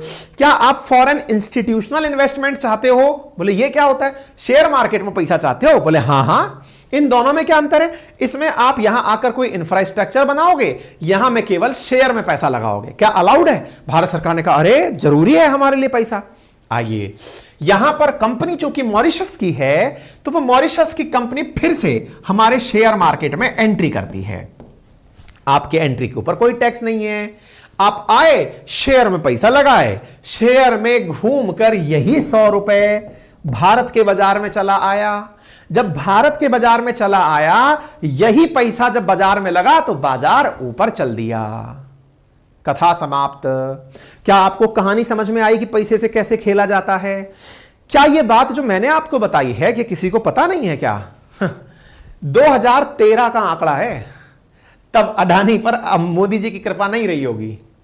उस मामले पर 2014 में डायरेक्टरेट ऑफ रेवेन्यू इंटेलिजेंस ने यह मामला खोज के निकाल लिया था। यह मामला फ्लिपकार्ट के साथ हो चुका है, यह मामला अमेजन, ये गूगल के साथ हो चुका है, वोडाफोन के साथ हो चुका है। सब लोग टैक्स हेवन के साथ ऐसे ही खेला खेलते हैं। वोडाफोन का मामला तो सबसे बड़ा यही था। वोडाफोन कहता है हमें तो प्रॉफिट ही नहीं होता इंडिया में। बोले कहां से होगा, तो सारा तो माल दूसरे देश में जाके टिका दे रहा है। अब ये लोग सब समझ गए कि पैसा बचाते कैसे हैं। अब आपके दिमाग में विलन कौन बन रहा है, सोचते जाना। टैक्स बन रहा है या अडानी बन रहा है कि हिंडनबर्ग बन रहा है कि सेबी बन रही है। अब सेबी के ऊपर भी आएंगे। सेबी से पूछा गया आप इस पैसे पर कुछ क्यों नहीं करते। बोले कौन से पर, ये जो पैसा बाहर से आ रहा है। माननीय सरकार ने कहा है कि बाहर से आने वाला पैसा लगाने दो, किसी को मत रोको। बोले अच्छा बाहर से कहा गया है क्या पैसा आने दो। बोले हां, तो बोले इसीलिए तो पैसा लगाने दे रहे हैं। अब समझ में आ गया, बाहर का पैसा अलाउड है, तुम बेचारे चुप बैठे हो। बोले हां, क्या तुम ये चेक नहीं कर सकते कि इस कंपनी का ही मुनाफा ऊपर गया है। बोले सर ऐसे किस किस का चेक करें, देश में इतनी हजारों कंपनियां रजिस्टर्ड हैं, क्या क्या करें। पर फिर भी अगर हमें पता चलता है तो हम जांच करते हैं। यही हुआ अडानी के केस में। अडानी के केस में सेबी ने ऑफशोर के मामले की जब जांच करना शुरू किया तब हिंडनबर्ग बाहर निकल आया। हिंडनबर्ग ने क्या कहा, अब यहां पर किरदार सुनिए। किरदार का नाम है IPE+1 is a small offshore Mauritius fund setup by Adani director. Adani का एक डायरेक्टर है आहूजा करके कोई, थ्रू इंडिया इन्फोलाइन IIFL, जो कि अब 360 बन गया है। A wealth management firm tie with Wirecard scandal. अब ये वायर कार्ड स्कैंडल क्या, इससे कोई लेना देना नहीं है, लेकिन हिंडनबर्ग दुनिया की नजर में IIFL की इमेज गिराने के लिए कह रहा है। अब ये थोड़ी और कहानी है, मैं कह रहा हूं ना आज की कहानी में थोड़ा बिल्टअप ज्यादा है, लेकिन समझना ध्यान से, नहीं तो समझ में नहीं आएगा। अब देखो कहानी क्या है, क्या कहा हिंडनबर्ग ने कि देखो मॉरिशस नाम के देश में एक कंपनी है जिसका नाम है IPE+ फंड। IPE+ फंड, बोले ये IPE+ फंड नाम की जो कंपनी है ना, इसको अडानी के ही एक डायरेक्टर के द्वारा खोला गया था। मैं उसका नाम बता देता हूं, आहूजा नाम था उसका। अच्छा, उसके द्वारा, डायरेक्टर के द्वारा खोला गया था। ये जो IPE+ फंड है ना, इस फंड को IIFL ने स्पॉन्सर किया था। यानी IIFL क्या है मैं आपको बताता हूं। ये रहा IIFL फाइनेंस, भारत की साथियों ये एक क्या बोलते हैं ना, इन्वेस्टमेंट के लिए स्टॉक एक्सचेंज में रजिस्टर्ड कंपनी है, जिसका अभी तक 77,744 करोड़ का असेट मैनेज करती है। ये असेट मैनेजमेंट कंपनी है, मतलब इसकी कुल वैल्यू काउंट कर ली जाए ना, कितना सामान है इसके पास, 77,000 करोड़ का सामान है इसके पास। ठीक है, IIFL ने एक फंड बनाया जिसका नाम था IPE+ फंड। अब ये क्या होता है थोड़ा सा इसको समझते हैं। आज की कहानी की शुरुआत में मैंने आपको दो किरदार बताए थे कि शेयर मार्केट में आप पैसा कैसे लगाते हैं। आपके पास दो जवाब थे, या तो खुद डायरेक्ट शेयर खरीदते हैं या म्यूचुअल फंड के थ्रू लगाते हैं। मेरे प्यारे साथियों, ऐसा ही एक म्यूचुअल फंड है जिसका नाम है IPE+ फंड। इसका मतलब यह है कि यहां पर आपने मॉरिशस में एक फंड बनाया जहां पर आपने पैसे लगाए। ये जो फंड है ना, ये दुनिया भर के देशों में इन्वेस्ट करने के काम में लिया जा सकता है। इसी देश में क्यों बनाया, क्योंकि ये टैक्स हेवन कंट्री है, मुनाफा हर देश कमाना चाहता है, उसने अपने लेवल पर बनाया। इतना समझ में आया। IPE+ नामक वन जो फंड है, इस फंड के अंदर, अच्छा अब इसने देखो हिंडनबर्ग ने क्या इंटरेस्टिंग काम किया है। IIFL जो भारत की इतनी मजबूत कंपनी है, उस पर आरोप क्या लगाया है कि इसका संबंध वायर कार्ड स्कैंडल से जुड़ा हुआ है। वायर कार्ड जर्मनी का एक बहुत बड़ा स्कैंडल था, उससे बोले जुड़ा हुआ है। तो इस स्कैंडल के बारे में कभी बताएंगे, लेकिन उसका कोई मामला नहीं है। अब मामला सॉर्ट आउट हो चुका है, कहीं से कहीं तक कोई दाग नहीं है। फिर भी IIFL को इसने ऐसे कनेक्ट किया। ठीक है साहब, बोले ये जो IPE+ है ना, ये IPE+ अडानी के आदमी की थी। तो बोले इससे क्या फर्क पड़ गया। बोले इसी फंड में मैडम ने पैसा डाला हुआ था। कौन सी मैडम, सेबी चीफ, उनका नाम इसके साथ जोड़ा गया। अब ये क्या कहानी है, चलो थोड़ा और आगे लेकर चलते हैं। इनका कहना है कि जब प्रॉपर तरीके से जांच की गई तो पता चलता है, क्या पता चलता है कि मॉरिशस नाम के देश के अंदर IPE+1 नाम का फंड था टैक्स हेवन कंट्री में। उस फंड को, जिसको अडानी के आदमी के द्वारा ऑपरेट किया जा रहा था, उसमें मैडम का पैसा लगा था। आएंगे उसके ऊपर भी, लेकिन मैं आपको याद दिला दूं कि ये जो देश है ना जिनकी आज चर्चा हो रही है, चाहे फिर वो हो मॉरिशस या हो फिर वो बरमूडा भी आज चर्चा में आएगा। ये दोनों ही देश वो हैं साथियों जो टैक्स हेवन कहलाते हैं। और दुनिया में ऐसे 25 देश हैं जिनको लेकर दुनिया भर की बैंकें चेतावनी देती हैं कि सर ये हाई रिस्क कंट्रीज हैं, इनके अंदर जो काम हो रहा है वो टैक्स बचाने के लिए हो रहा है, लेकिन दुनिया चुप मारकर काम कर रही है। अब इस बात को थोड़ा सा और आगे लेकर चलता हूं, इस कहानी में और एंट्री करते हैं। हिंडनबर्ग ने अपने द्वारा अपनी जांच में एक बात और पता लगाई। क्या पता लगाई साहब, पता यह लगाई कि साहब खेला कोई मल्टी लेवल तरीके से खेला गया। कैसे खेला गया? बोले कंपनी हुआ करती थी GOF, ग्लोबल अपॉर्चुनिटी फंड नाम से। कहां हुआ करती थी? बोले बरमूडा में कंपनी हुआ करती थी, यहां पर नाम था GOF। बरमूडा एक टेरिटरी है जिसको यूके कंट्रोल करता है। बोले फिर क्या हुआ? बोले उस GOF ने एक डील डन करी। किसके साथ डन करी? बोले अडानी की एक कंपनी के साथ में डील डन करी। उस अडानी की कंपनी के साथ डील डन करी और उस डील डन के अंदर इस GOF ने एक और कंपनी बना ली जिसका नाम रखा GDOF। बोले ठीक है। कहां पर हुआ? बरमूडा में हुआ। वहां पर अडानी की कंपनी थी, अडानी ट्रांसमिशन लिमिटेड था, मैं नाम भूल गया हूं। एक सेकंड मैं कहां चला गया यार कहानी, क्योंकि इतने सारे किरदार है ना, मैं मिस कर गया हूं। आगे आएगी, मैं मेरा थोड़ा फ्लो फिर से पकड़ रहा हूं। यहां पर आइए, यहां पर इसने जो अपनी तरफ से नाम लिखा वो ये था कि जो बरमूडा है ना, उस बरमूडा के अंदर एक कंपनी बनाई और उस कंपनी में अडानी ने पैसा डाला। बरमूडा में पैसा डाल करके उस पैसे को वहां से फिर मॉरिशस लाया गया और मॉरिशस से फिर इंडिया लाया गया। तो पैसा ऐसा गोल गोल गोल गोल घूम करके यहां पहुंचा और जो मैडम है ना, इनका पैसा इन्वॉल्व था। तो मैडम का पैसा कैसे इन्वॉल्व था, अब मैं आपको वहां लेकर आता हूं, क्योंकि जो माधवी बुच का नाम है ना, वो इसके अंदर कैसे जुड़ता है उसको समझाने का प्रयास करता हूं। ठीक है, तो देखो नाम निकल कर आता है ATIL का, अडानी ट्रांसमिशन इन्वेस्टमेंट लिमिटेड करके एक कंपनी है जो कि विनोद अडानी की है, जो अडानी के बड़े भाई हैं उनकी है। उनके आधार पर पता चलता है कि इन्होंने लगभग $40 मिलियन लगाकर बरमूडा में एक कंपनी जिसका नाम है GDOF, उस कंपनी में इन्वेस्टमेंट किया। उस कंपनी में इन्वेस्टमेंट किया, वो कंपनी आगे चलकर मॉरिशस के अंदर जो ये +1 नाम की कंपनी थी, इसमें आकर के इन्वेस्टमेंट करी थी। इस IP प्लस कंपनी जो थी उसमें इन्वेस्टमेंट करी थी और वहां से ये पैसा घूम कर आया था। मैडम का उन दोनों में पैसा लगा था। बोले इस चक्कर में मैडम जिम्मेदार है। तो चलिए इस बारे में थोड़ा सा और डिटेल में बात करते हैं साहब। अच्छा, एक चीज और यहां पर जान लीजिए, क्योंकि आज की पिक्चर में मैडम के पति का नाम भी आएगा और उनका नाम है धवल बुच, जो कि IIT दिल्ली से पास आउट है 1984 में, और ये भी इन्वेस्टमेंट बैंकर हैं और ये जो काम कर रहे हैं वो भी नेक्स्ट लेवल का काम चल रहा है साहब। इनका भी बढ़िया पैसे छापते हैं। दोनों हस्बैंड वाइफ पहले प्राइवेट नौकरी में ही थे। यहां पर सेबी में 2017 में सरकारी नौकरी में आई हैं मैडम। इनसे पहले सिंगापुर में बहुत ऊंचे पैकेज पर थी। ऐसे ही आप अभी भी प्राइवेट कंपनीज के लिए काम करते हैं और बढ़िया पैसा कमाते हैं। इस समय भी ये ब्लैक स्टोन में काम करते हैं और ये बढ़िया पैसा कमाते हैं। ठीक है साहब। मैडम पर नंबर 1 आरोप सुनो साहब। सेबी की जो चेयरमैन बनी, कौन मैडम बनी? अपनी माधवी बुच जब मैडम बनी तो इन्होंने अपने लेवल पर क्या कार्य किया? तो आंसर है कि मैडम का पैसा लगा था उस कंपनी के अंदर जो कि मॉरिशस के अंदर थी, और उस मॉरिशस की कंपनी में विनोद अडानी की कंपनी GDOF का पैसा लगा था। अब यह क्या कहानी है, अब इसको समझते हैं ध्यान से। देखो साहब, जैसे मैंने आपको बताया, आप और हम क्या खरीदते हैं? शेयर खरीदते हैं। ऐसे ही म्यूचुअल फंड्स के अंदर भी पैसे लगाए जाते हैं। म्यूचुअल फंड्स में पैसे लगाने का तरीका आप में से बहुत से लोग जानते होंगे, नहीं जानते होंगे तो अभी जान लीजिए। आप में से बहुत सारे लोग जब कोई कंपनी खोलते हैं तो कंपनी के अंदर आपको अपनी तरफ से बल्क पैसा लगाने का भी ऑफर आता है कि साहब एक बार में ही आप बड़ा फंड देंगे तो आपके लिए एक अलग आदमी हम रख देंगे। चूंकि ये दोनों हस्बैंड वाइफ सिंगापुर में बढ़िया से सेटल्ड होकर बढ़िया काम कर रहे थे, 11 से 17 के बीच में IIM से पास आउट आदमी और बढ़िया एक्सपोजर मिला हुआ है, कहीं कहीं पढ़ाए हुए हैं, बढ़िया पैसा कमा रहे हैं। इन लोगों ने अपनी जमा पूंजी में से $10 मिलियन, ध्यान से सुनना, ये छोटा मोटा अमाउंट नहीं है साहब, $10 मिलियन इन्होंने इसी IIFL जो इंडिया की 77,000 करोड़ की एसेट मैनेज करने वाली कंपनी है, इस कंपनी में अपनी नौकरी के दौरान, मैं बार बार ये लाइन क्यों बोल रहा हूं, क्योंकि इनका जब कार्यकाल था, ये जो घटना है जिस समय इन्होंने इन्वेस्टमेंट किया, ये देखिए, हाँ 2015 की कहानी है ना। 2015 में, ये जूम करके दिखा देता हूं, ये देखिए 2015 में मैडम ने और इनके पति ने मिलकर IIFL के अंदर अपना इन्वेस्टमेंट किया। इन्वेस्टमेंट मतलब इस फंड में पैसा डाला। कितना डाला? $10 मिलियन। कहां से आया? इनकी सैलरी से आया। क्या ये इतनी सैलरी पा सकते हैं क्या? लोग तो भैया जाने कितने कितने मिलियन डॉलर साल की सैलरी पाते हैं। ये कुल संपत्ति का $10 मिलियन इसमें इन्वेस्ट कंपनी में नहीं किए, उस फंड में निवेश किए।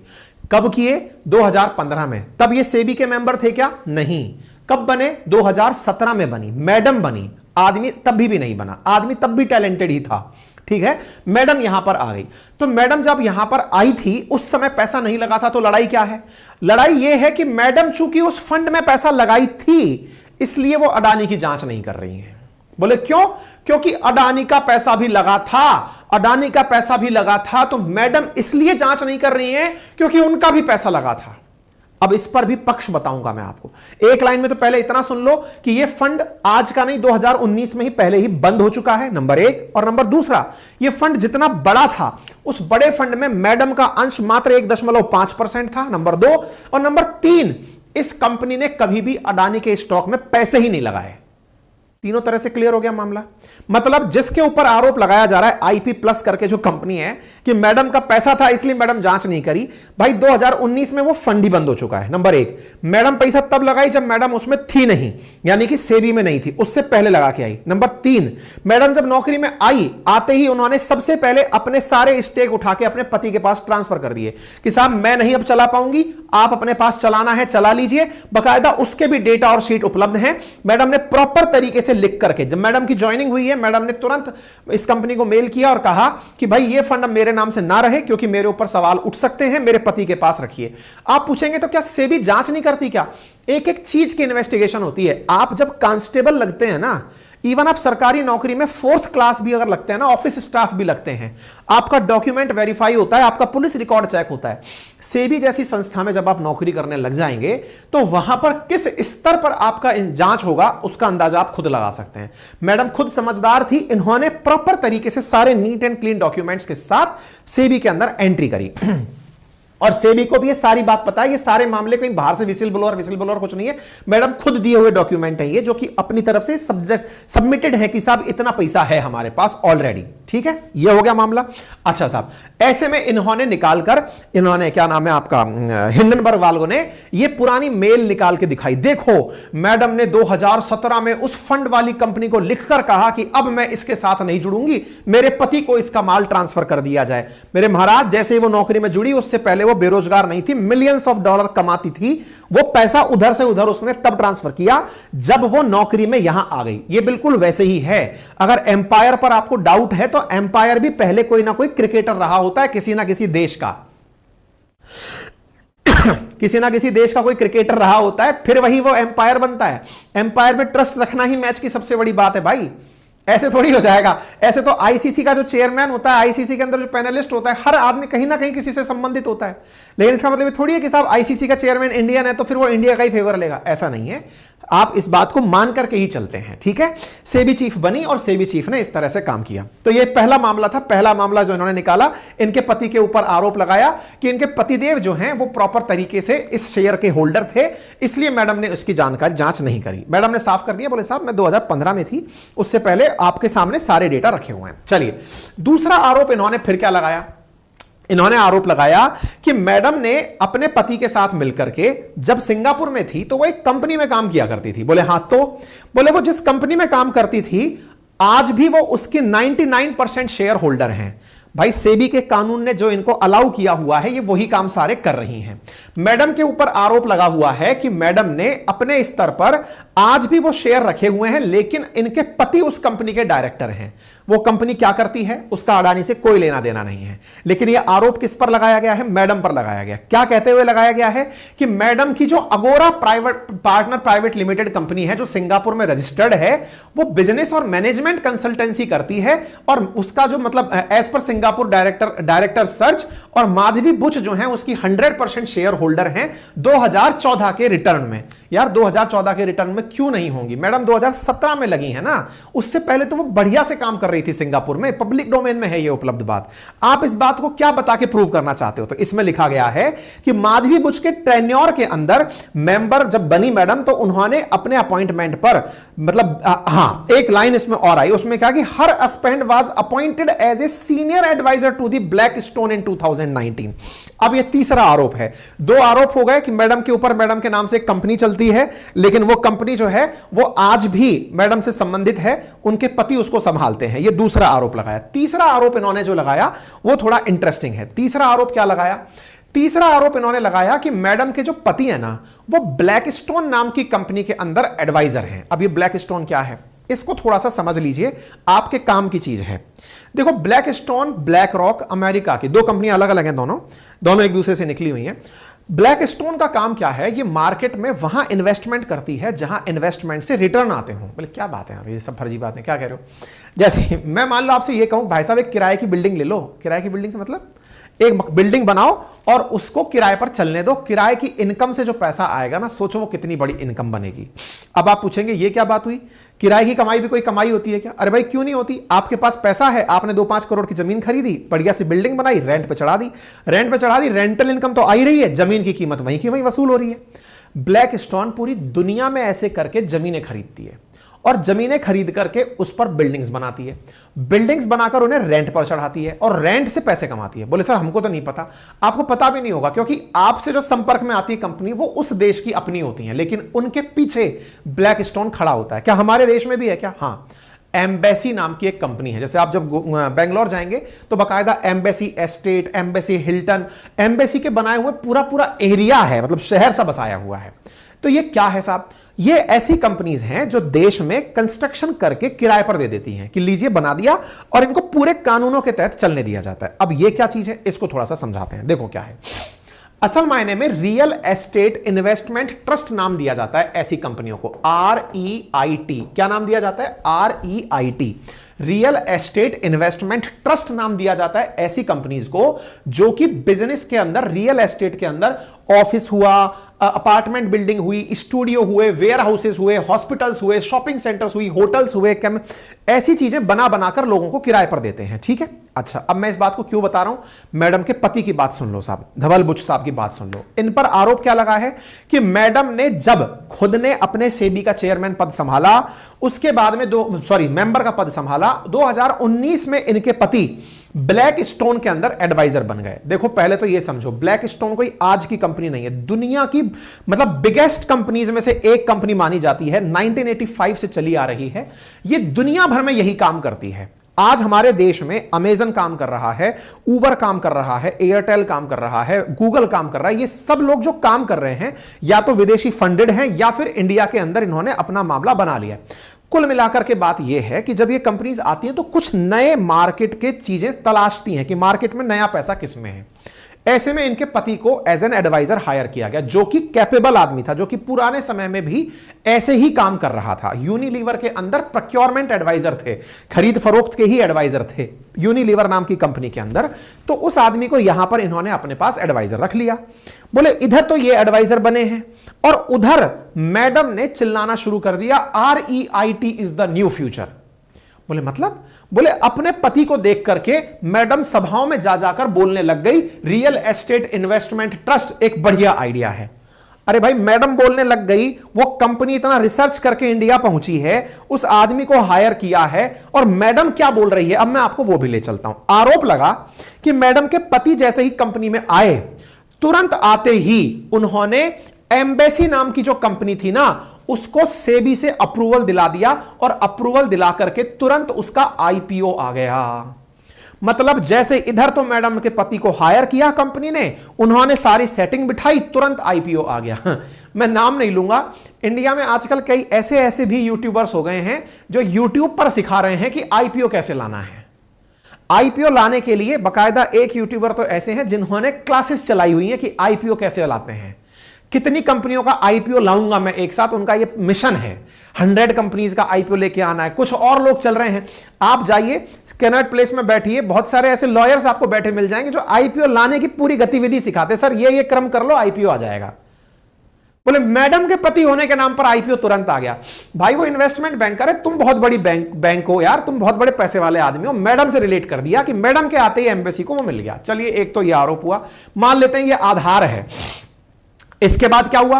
बोले इसके बाद जब ये धवल जुड़े रहे तो फिर दूसरा 13 महीने बाद माइंड स्पेस नाम की एक और REIT, real estate investment trust company, उसका भी IPO आ गया। भाई साहब दूसरी कंपनी का IPO आ गया। ऐसे करते करते ये बहुत सारी कंपनियों के IPOs ले आए। इस क्षेत्र में इन्होंने IPO दिलवाने का काम किया। हो गया। ये बिल्कुल वैसे हुआ कि आज हमारे हाई कोर्ट्स में या सुप्रीम कोर्ट्स में बैठे हुए जो जजेस हैं ना, उनके बच्चे लॉयर बन के प्रैक्टिस करते हैं, और उनके चाचा ताऊ भी प्रैक्टिस कर रहे होते हैं, भाई भतीजे भी प्रैक्टिस कर रहे होते हैं कि मेरे पापा जज हैं। मेरे चाचा जज हैं, मेरे दादा जज हैं। बोले तो बोले सेटिंग हो जाएगी क्या? बोले नहीं, मुझे ये प्रोसीजर पता है कि ये काम कैसे होता है। आज हमारे देश में डॉक्टर का बेटा डॉक्टर, इंजीनियर का बेटा इंजीनियर, किसी ना किसी आदमी में आज नेता के बेटे नेता भी तो बन रहे हैं ना।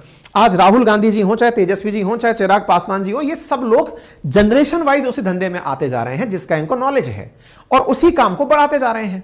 एग्जैक्टली जिस आदमी को नॉलेज है कि मेरा काम ये है, मुझे पता है कि कंपनीज कैसे चलती हैं, तो मैं उस चीज की एडवाइजरी देता हूं, तो वो एडवाइजरी दे दिए होंगे। एडवाइजरी दे दिए तो साहब इस बात पर नाप दिया कि नहीं, आपका रिलेशन था अपनी पत्नी के साथ। भाई जग जाहिर है, पब्लिक डोमेन में है कि हस्बैंड वाइफ है दोनों, नौकरी तो करेगा ना वो आदमी। आदमी को तो नौकरी नहीं दी ना सेबी ने, पत्नी को दी है, तो वो आदमी भी कर रहा है। इसी प्रकार से उठा करके इनका नाम डाल दिया गया कि साहब आपके कारण जो है ना मैडम REIT चिल्लाने लगी और REIT का मार्केट चढ़ गया। अब मैडम के बारे में मैं बता देता हूं क्या बात हो रही है। असल में मैडम ने मार्च 21 के अंदर एक जगह पर यह बोला था कि भारत के लिए फ्यूचर में फेवरेट इन्वेस्टमेंट प्रोडक्ट होगा REIT। अब जब यह बात बोली ना मैडम, सेबी चीफ से her new favourite investment product equal the size of India's equity market, और उसमें उन्होंने कहा कि REIT और INVIT और म्युनिसिपल बॉन्ड आने वाले समय में उतने ही बड़े होंगे जितने हमारे देश में इक्विटी मार्केट हैं 10 से 15 सालों के अंदर। यह इन्होंने न्यूज 18 के राइजिंग भारत समिट में, जैसे मैडम पेनी स्टॉक्स पे बात बहुत बोलती रहती हैं, मार्केट ऑपरेशंस पर बोलती रहती हैं, उसमें इन्होंने यहां बात बोली थी कि इस काम के अंदर आने वाला समय ब्राइट है। बोले मैडम ऐसा क्यों कह रही हो? भाई ऑब्वियस सी बात है, देश जिस तरह से ग्रो कर रहा है, तो यहां पर देखो मैडम ने केवल REIT का नाम नहीं लिया था, यहां नाम इन्होंने इंफ्रास्ट्रक्चर इन्वेस्टमेंट फंड का भी लिया था। इनका कहना था कि आने वाले समय में अगर लोग इन फंड्स में भी पैसे लगाएंगे तो ये भी तो ग्रो करेंगे ना। आज हमारे देश के अंदर भारत सरकार अपने कुल जीडीपी का लगभग 4% इंफ्रास्ट्रक्चर पर खर्च कर रही है, तो इंफ्रास्ट्रक्चर को भी अगर IPO ला दिया जाए तो लोग इंफ्रास्ट्रक्चर में पैसे लगाएंगे, देश का इंफ्रास्ट्रक्चर ग्रो करेगा, रिटर्न्स बढ़ेंगे तो इन्वेस्टमेंट्स आएंगे। तो मैडम के इस बयान को तोड़ मरोड़ कर पैसे पेश कर दिया गया और कहा गया कि देखो मैडम खुद REIT कई जगह बोल चुकी हैं, इस चक्कर में पति को फायदा पहुंचाने का काम था। कुल मिलाकर ये 3 आरोप इनके द्वारा लगाए गए। पहला आरोप मैंने बता दिया कि मैडम जब कंपनी में पहले हुआ करती थी उस समय इनका पैसा लगा था। दूसरा आरोप लगाया कि साहब इन्होंने क्या बोलते हैं, अपने चेयरमैनशिप में भी अपने पति को अपनी कंपनी का डायरेक्टर बना के रखा। तीसरा इनके ऊपर आरोप लगाया कि मैडम के पति जिस काम में है उसी काम के लिए REIT को, ब्लैक स्टोन को फायदा पहुंचाया। अब इस बात पर मैडम का कोई रिप्लाई आया क्या? मैडम ने इस बात को कहा कि जिसको हमने कारण बताओ नोटिस दिया हुआ है, यानी कि अब तो यह हो रहा है कि उल्टा चोर कोतवाल को ही डांट रहा है कि हमने उसको कहा 2 महीने पहले कि तेरे आरोप निराधार हैं और तू आकर के प्रूव कर, अब वो हमारे ऊपर कैरेक्टर असैसिनेशन कर रहा है। तो सेबी चीफ ने इसे यही कहा कि मेरा चरित्र हनन, हमारी तो बातें पूरी तरह ओपन एंड शट है, हमारी सारी चीजें क्लीन है। और सबसे बड़ी बात, यह बात आप भी जान लीजिए, जब आप किसी भी सरकारी नौकरी में एंट्री करेंगे ना, आपका पूरा खाका खंगाला जाता है, आप कहां से आते हैं, कहां रहे, क्या गए, सब चीजें जांची जाती हैं। ऐसे ही जब सेबी के अंदर आप जॉब करने जाओगे, आपको लगता है कि सेबी के अंदर ये जांच नहीं होगी कि आप किससे संबंधित हो, क्या हो, कैसे हो, आपकी एक एक चीज जांची जाएगी। तो इन्होंने कहा हमारी एक एक चीज, SEBI has taken enforcement action and issue show cause notice has chosen to attempt character assassination. बोले हम तो इसके ऊपर पहले से केस करके बैठे हैं। और रही बात इसकी, तो इन्होंने अपनी तरफ से प्रॉपर तरीके से बात बताई कि जिस REIT की आप बात कर रहे हो ना, वर्ष 2014 में, जब तो ये नहीं आई थी मैडम, तो नहीं थी, 2017 में मैडम आई है, बोले उसी समय पर REIT रेगुलेशन एक्ट आ चुका है और उसी समय पर, और बाकायदा सेबी ने बार बार कहा है कि पोटेंशियल है इंडिया के अंदर REIT के अंदर, SMREIT के अंदर और इंफ्रास्ट्रक्चर IT के अंदर और म्युनिसिपलिटी बॉन्ड के अंदर, ये बहुत बड़ा आने वाले समय का मार्केट है। तो बोले ये तो मैं बार बार कहती आई हूं, तो ऐसे में कौन सी नई बात है जो मैंने अपने पति को फायदा पहुंचाने के लिए कह दी? हम तो बोलते ही हैं कि पेनी स्टॉक में मत डालो पैसा, ये मत करो, हम लोगों को समझाएंगे ना मार्केट किस तरफ जा रहा है, जिस क्षेत्र के रहने वाले हैं। बोले मैंने वही काम तो किया है। कुल मिलाकर के सेबी ने अपनी तरफ से हिंडनबर्ग के बारे में कहा कि इन्वेस्टर्स को पूरी तरह से काम रहने की आवश्यकता है, प्रॉपर तरीके से जो भी बातें हैं उसका ड्यू डिलीजेंस पूरा किया जाएगा और ये सब बातें फर्जी हैं। उसके द्वारा हमारे ऊपर जो आरोप, अडानी पर आरोप लगाए गए थे, 22 की जांचें हो चुकी थी, 23वीं भी कंप्लीट हो गई, 24वीं की जांच आने वाली है, उसको प्रभावित करने के लिए ये सारे काम किया जा रहा है। 3 जनवरी को 23वीं रिपोर्ट आ चुकी है। One more investigation was complete, sorry 23 मार्च 24 में 23वीं कंप्लीट हो गई थी और 24वीं जो है वो अब आने वाली है। तो इस प्रकार से ये सारे काम किए गए हैं। यहां पर अडानी ग्रुप ने भी कहा कुछ भी नहीं है, जब ये कुछ कर नहीं पाया तो अब ये हमारा कैरेक्टर असैसिनेशन कर रहा है। और रही बात जिस काम के लिए ये कह रहा है कि हमने एक फंड बना करके वहां रखा हुआ था मॉरिशस में, तो बोले साहब बात ऐसी है, जिस आदमी का नाम ले रहा है ना ये, उस आदमी का नाम हम ही बता देते हैं। कोई आहूजा फाहूजा करके नाम इन्होंने खुद ने बता दिया। तो इन्होंने कहा कि भाई हाँ अनिल आहूजा, बोले अनिल आहूजा जो है ना वो हमारे इन्वेस्टमेंट फंड से जुड़ा हुआ रहा है 2017 तक, लेकिन उस कंपनी का हमारी कंपनी में कोई भी इन्वेस्टमेंट नहीं है। सारे पेपर ऑनलाइन पढ़े, जाकर देख लीजिए। नंबर तीसरा, जो 361 कंपनी जो कि IIFL है, जो अब 361 बन चुकी है, उसने भी साफ साफ कर दिया कि बोले जो IPE फंड की बात की जा रही है उसमें से कोई भी शेयर अडानी के अंदर इन्वेस्ट ही नहीं किया गया। IP+1 फंड ने, जिसके बारे में मैडम का नाम जोड़ा जा रहा है, उन्होंने कहा कि साहब ये पूरी तरह से रेगुलेटेड फंड है, 2013 में लॉन्च हुआ था और 19 में तो बंद भी हो चुका है, और इस पूरे कार्यकाल में अडानी में एक पैसे का इन्वेस्टमेंट नहीं किया गया है। इसमें से मैडम का जो फंड लगा था वो 1.5% था, और वो भी तब लगा था जब मैडम जॉब पर नहीं थी, जब सेबी का हिस्सा नहीं थी। ऐसे में अधिकतर जो बॉन्ड हैं इसके, वो हमने बॉन्ड में निवेश किए, इसका अधिकांश पैसा बॉन्ड में निवेश हुआ है। अडानी से जोड़ करके दिखाना, इन्होंने पूरी तरह से अपनी बातें क्लियर करके बोल दी। अब आपके सामने सारी बातें आ गई। इस पर लोगों की प्रतिक्रिया भी आना शुरू हुई, लोगों ने अपने अपने स्तर पर प्रतिक्रियाएं दी। प्रतिक्रिया में जांच की बात भी उठी, अपोजिशन भी इसके ऊपर एज प्रीवियस तरीके से एक्टिवेट हो गया। राहुल गांधी जी ने भी अपनी तरफ से ट्वीट लिखा कि सेबी के चेयरमैन ने अभी तक रिजाइन क्यों नहीं किया। इफ इन्वेस्टर का मतलब वो विश्वास खत्म हो गया तो क्या होगा, अब इसके लिए जिम्मेदार कौन होगा, आने वाले समय के अंदर ऐसे फिर से वो आएंगे सुप्रीम कोर्ट के पास, ये मामला कैसे जाएगा, तमाम प्रकार की बातें एज यूजुअल इन्होंने लिखी। इसके बाद में इनका वीडियो भी आया जिसमें उन्होंने इस तरह से समझाने की बात की कि एम्पायर ही अगर बायस होगा तो आप क्या करोगे। अब आप समझ गए होंगे कि एम्पायर बायस होगा तो क्या होगा। बीजेपी की तरफ से भी बयान आया, उनने कहा कि ये पता नहीं क्यों ऐसा होता है कि हमारे देश के लोगों के ऊपर बाहर की आई हुई जो रिपोर्ट होती है वो सब सही, और हमारी जो सुप्रीम कोर्ट फैसला दे दे, हमारी जो सेबी फैसला दे दे वो सब गलत। बाहर बैठा हुआ एक आदमी जो अपनी एजेंसी चला रहा है, उसके ऊपर लगे हुए आरोप तो तुरंत मान लिए जाएंगे, उसने कहा है तो सही कहा है। सुप्रीम कोर्ट ने अपनी तरफ से फैसला दे दिया, उस पर किसी का कोई मतलब नहीं। सेबी ने कंप्लीट जांच कर ली, उस पर विश्वास नहीं। तो अपनी एजेंसी पर विश्वास छोड़कर बाहर की रिपोर्ट्स पर विश्वास करना कहां तक सही, यह समझने की अब राजनेताओं को भी जरूरत है। कुछ लोगों ने एक फ्रॉड मैसेज कहा कि देखो सेबी डर गया है, उसका अकाउंट लॉक हो गया है, खूब ज्यादा वायरल किया गया, देखो सेबी ने अपना ट्विटर अकाउंट बंद कर दिया। वास्तविकता यह निकल कर आई कि साहब सेबी का जो अकाउंट बंद हुआ है वो आज का नहीं है, पिछले साल से नवंबर 23 से ही ये वाला अकाउंट बंद है, जिस पर सेबी के द्वारा इंफॉर्मेशन नहीं दी गई है। बहुत सारे तरीके से सबको प्रयास किया गया फंसाने का। अंत में जो सबसे इंटरेस्टिंग बात निकल कर आई वो ये थी कि हिंडनबर्ग ने शुरुआत में ही डरते हुए एक लाइन बोल दी थी और कहा था कि भाई देखो ये सब मामला आपकी अपनी समझ से है, मार्केट में अगर आपको नुकसान होता है तो इसके लिए मुझे जिम्मेदार मत ठहराना, मैं तो अपनी बात विसिल ब्लोअर के कहने पर रख रहा हूं, ये इसलिए ताकि इसको कोई दोबारा घसीट ना ले। तो ये सारी आग लगा करके लीगल डिस्क्लेमर डाल करके साइड में हो गया कि मैंने तो सब डिस्क्लेमर डाला था, अब आपने इस बात को ऐसे ले लिया तो क्या है। लेकिन जानकर आपको खुशी होगी कि मार्केट, जब मैं आपको सेशन करने में आया था ना, उस समय तक तो मार्केट ने 1% भी इसकी बात को सीरियसली नहीं लिया था। मार्केट यही मान के, मार्केट तो उल्टा उठ और गया कि बेटा तूने कहा है कि बिगड़ेगा तो चल हम पैसा बनाएंगे, तो लोग पैसा दबा के लगा दिए उसमें, ठीक है ना।